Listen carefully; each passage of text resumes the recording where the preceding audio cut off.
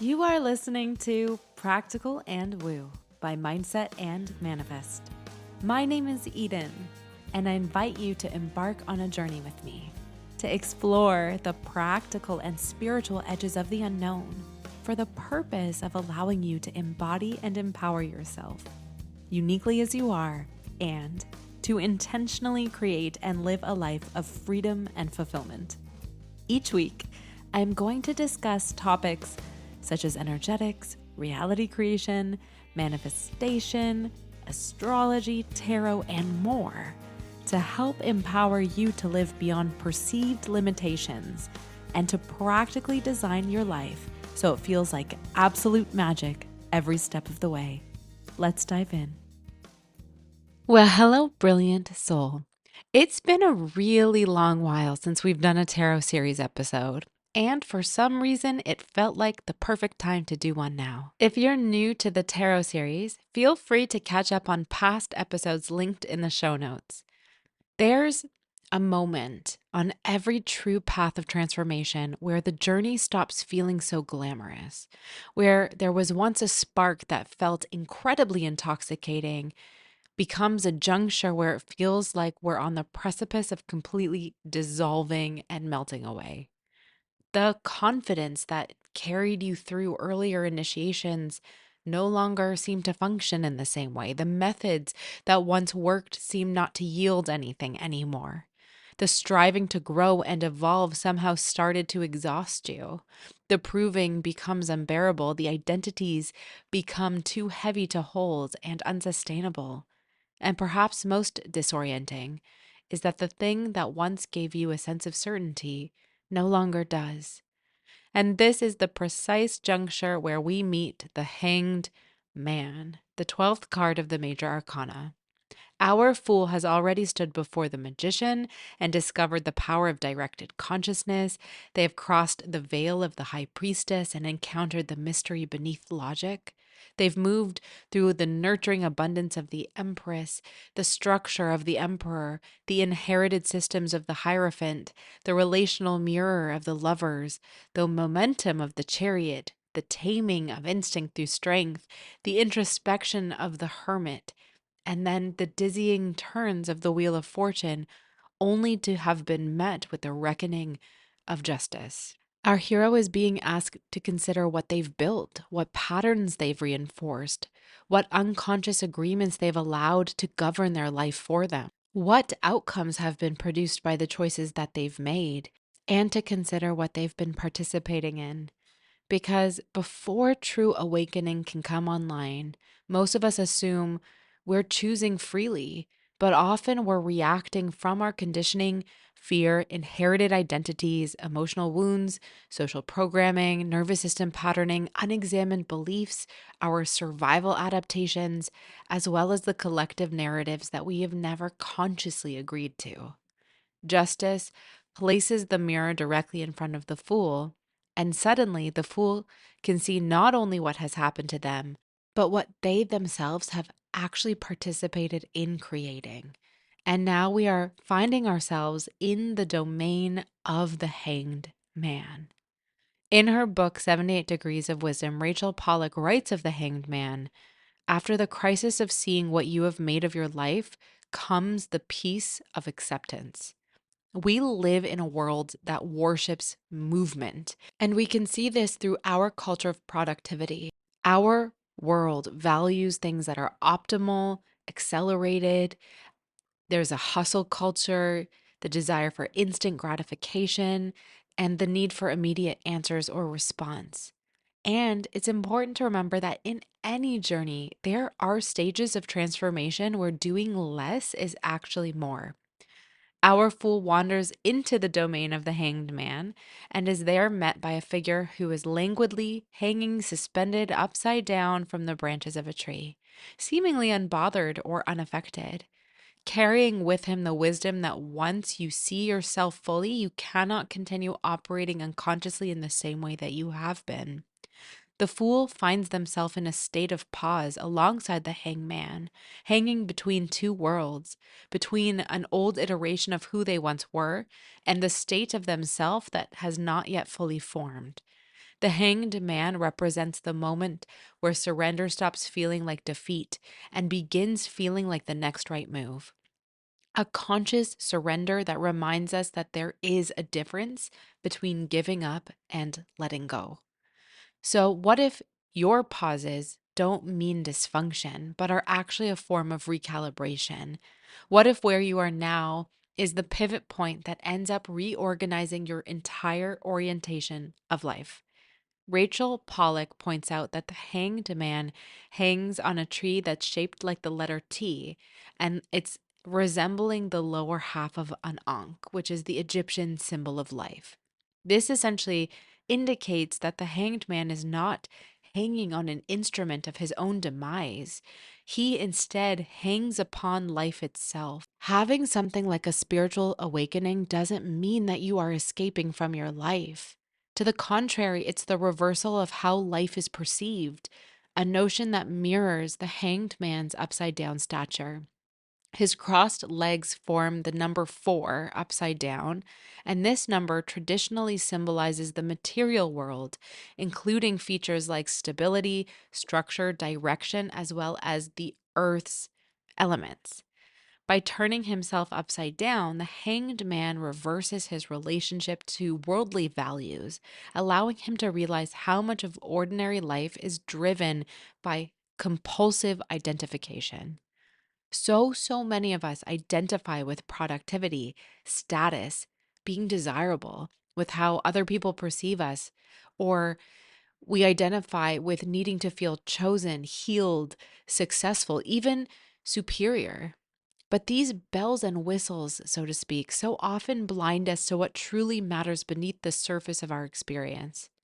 The hanged man hangs upside down because he's offering the understanding that enlightenment often requires inversion.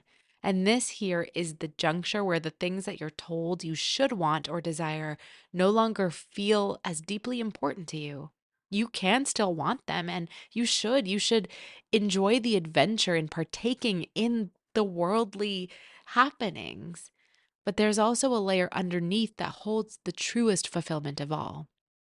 In her book, Rachel Pollack writes, "Where everyone else is frenzied, you will know peace." What an extraordinary, striking, and thought provoking sentiment, especially because we're living in a world that's currently addicted to stimulation. We don't allow ourselves to rest or to pause, neither physically, emotionally, or mentally. Even spirituality itself often becomes another form of striving, something to optimize, where we feel this subtle pressure to manifest better and to grow faster. And yet, the hanged man whispers to us a wisdom that stands the test of time. To slow down. What if rushing is preventing you from hearing your deeper truth? Rachel Pollack mentions that the hanged man indicates the importance of being who you are, even if others think that you have everything backwards. The idea that true individuation eventually requires the willingness for us to tolerate misunderstanding from others. The fool couldn't continue towards the world, which is the 21st card in the Major Arcana, while they remain unconscious of themselves, and neither should we. The hanged man therefore represents a stage where inner awareness deepens beyond surface personality, the phase of your experience where you allow yourself to notice yourself and your behaviors, your projections, and your patterns in real time. The hanged man teaches that perception creates our experience. Give yourself permission to turn your world upside down, and suddenly its entire architecture can change. The discovery of peace and fulfillment before realizing any kind of final outcome or resolving that which you were wanting to resolve takes an inside out approach to growth. And this is why the hanged man serves such a pivotal threshold before we can reach the final stages of the major arcana. Because the fool cannot enter deeper spiritual integration while still unconsciously enslaved to believing that happiness comes from the outside first. Our fool and ourselves is invited here to surrender a desire for false control and to relinquish any kind of attachment that they have to certainty. So many of us panic during periods of pause or rest because it appears that measurable outcomes or metrics have decreased. Perhaps they still haven't picked up yet. This can feel so frustrating and alarming. And at the same time, we must remember and have faith that somewhere under the surface of our experience, that there are tectonic shifts occurring. Perhaps we just need to turn ourselves upside down to see the effects of its cause. Even when transformation cannot be immediately displayed, monetized, measured, posted, optimized, or externally validated, please try not to assume that nothing is happening. Allow yourself to understand the hidden process of hanging in the liminal space between who you are and who you're becoming. There's also another very interesting feature to the symbolism of the hanged man that Rachel Pollack points out in her book. Where the hanged man's major arcana number is 12, the world's major arcana's number is 21. 12 is reversed from 21. And if you turn the hanged man upright, his pose resembles the world's dancer of the 21st card.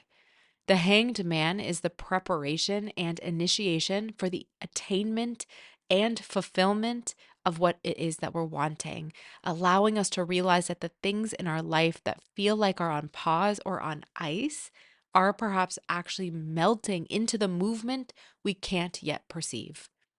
I want to invite you to consider in hindsight the times of your life where the breaks and pauses of your experience actually made demonstrable and positive changes in your life. Perhaps you endured a heartbreak that ended up reorganizing your entire value system. Or maybe your business plateaued after years of striving, allowing you to ask whether you were building something sustainable and nourishing, or whether you'd become addicted to progress or momentum itself. Or perhaps you were rejected from an opportunity that seemed like the perfect fit for you, leaving you sad and confused, only later to realize that you were idealizing a version of success that actually would have felt stifling to you. In the moment, such things often feel like a loss rather than an initiation. And the hanged man asks us to trust the process that we cannot yet fully understand or see. There is immense wisdom in learning to remain present during transitional states, and our fool hangs upside down in suspension long enough to learn a final truth before moving deeper into the mystery. That life was never asking them to become someone else, it was always asking them just to wake up, to allow themselves to participate in their lived experience in a different way than they've allowed themselves to approach it before. Eventually, our fool will descend from the tree, and not as the same person who climbed towards it, but as someone capable of entering the deeper mysteries ahead.